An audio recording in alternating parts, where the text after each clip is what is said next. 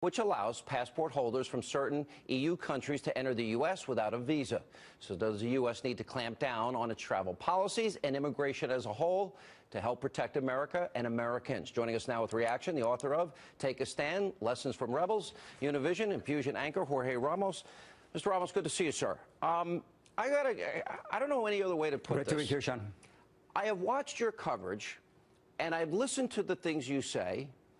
You throw around this word racism with a sense of being so casual I find offensive.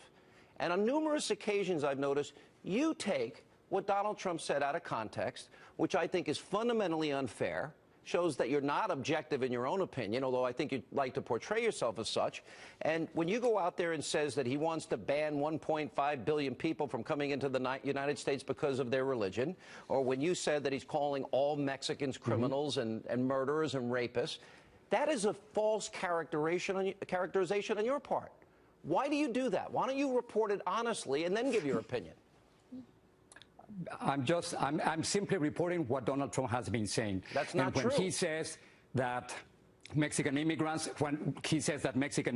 are criminals, drug traffickers, and rapists, he's absolutely wrong. I'm a Mexican immigrant. I know for sure. The fact is that the vast majority of immigrants in this country are not criminals, not rapists, and he knows that. Jorge, wait a minute. What you're saying, immigrants are less likely to be criminals in this country. I've been down to the Mexican border. That's a fact. The number of immigrants in this country has absolutely nothing to do with the number of crimes happening in the United States. Excuse me. I sat through an intelligence briefing on the border with our border officials and Governor Rick Perry, and they showed the numbers, and they put up on the screen over an 8-year period that there were 642,000 crimes committed by illegal immigrants against Texans, including rape and murder. That does not talk about all Mexicans, but you characterize it as Donald Trump said all people, and that's false, sir. That's not true.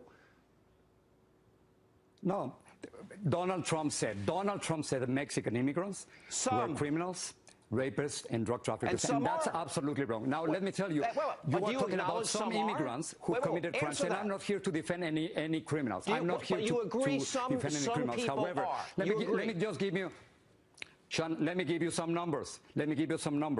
In the last 25 years, the number of undocumented immigrants grew from 3.5 million to 11 million. We agree on that, right? About 11 million people.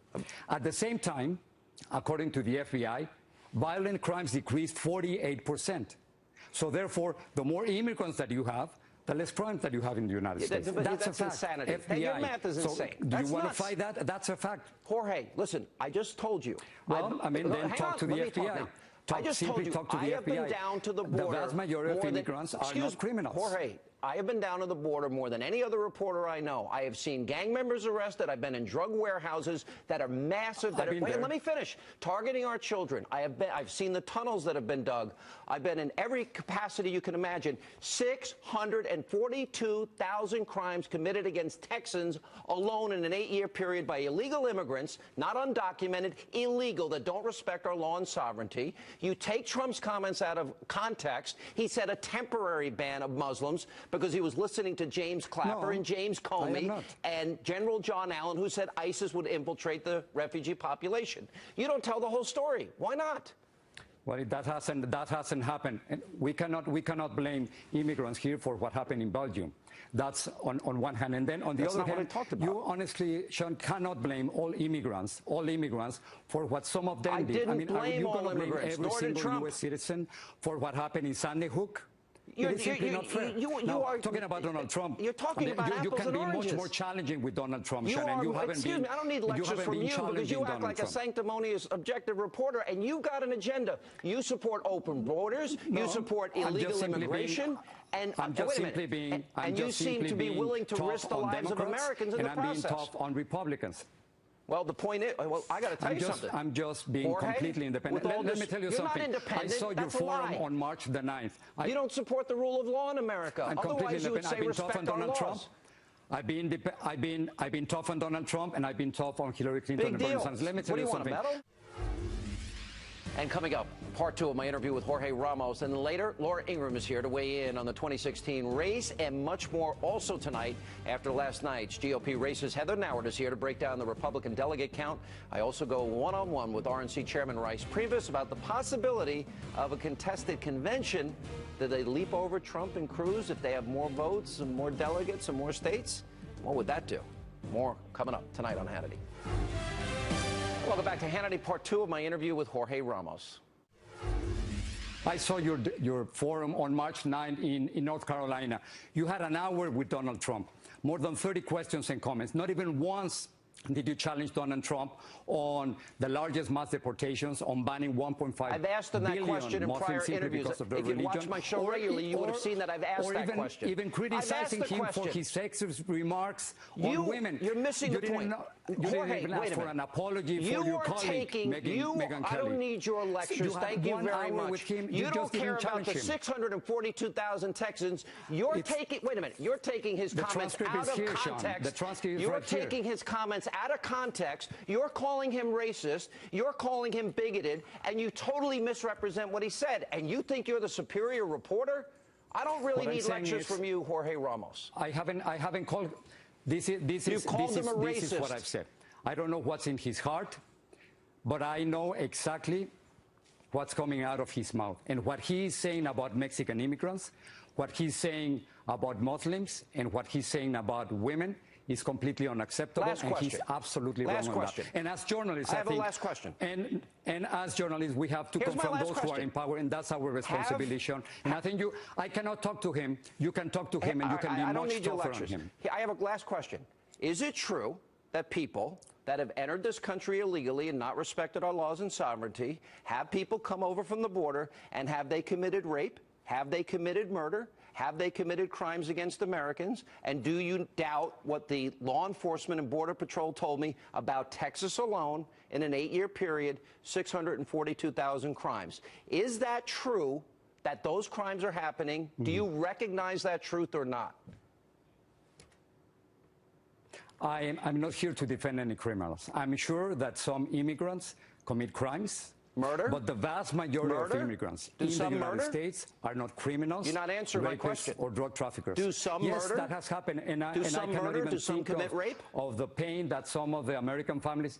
Absolutely, it's happening. But then I cannot blame the whole immigrant population for what some of them have done the same way. We cannot blame all U.S. citizens for what some of them have done, what happened in Oklahoma or San Bernardino. And he said he never blamed all, number one. Number two, listen exactly to his words. Wait a minute. He said a temporary ban on Muslims because our Director of National Intelligence, James Clapper, our FBI Director, Comey, and so you're making official discrimination. And our special envoy to defeat ISIS Muslims simply because they're Muslims. All said that ISIS will infiltrate the refugee population. Do you think we should gamble with the lives of Americans, or would you support a temporary ban till we can absolutely vet them 100%?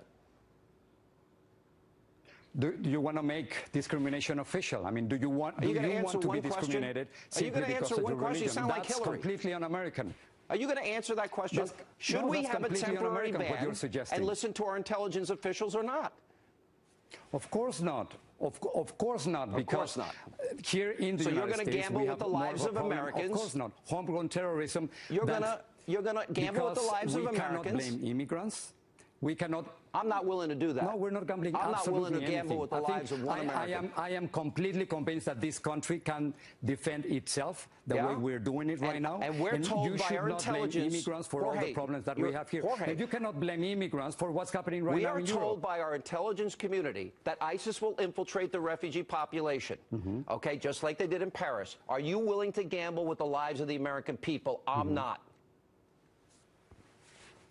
No, are you willing to change the nature and the essence of the United States, the tolerance, the acceptance? I'm sure the Hannity family came from somewhere else. They came from Ireland. I'm sure they came from Ireland legally. And your family was generously helped when they came here. At the turn of the last century. Yes, and I came here legally $10 too. in their pocket. I came here legally too. And you know why? If we're talking about undocumented immigrants, you know why they are here? All right, I support legal immigration. Millions of us benefit from them. I support legal immigration of undocumented from immigrants Mexico, El Salvador, Nicaragua, all over the world. Just come in legally so we can vet you and make sure that you want to be a part of our family and not an enemy of the American people. That's fair.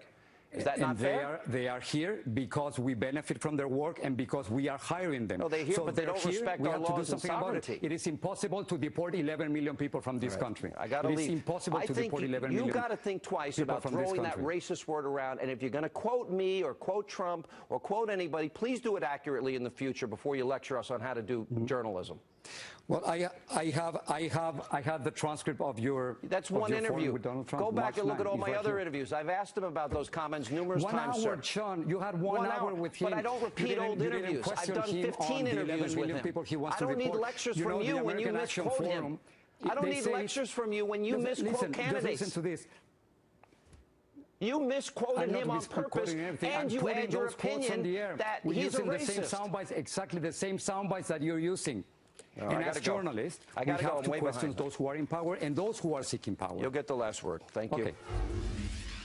And when we come back, Laura Ingraham has reaction to my interview with Jorge Ramos, and later tonight, Heather Nauert recaps last night's GOP races, explains where the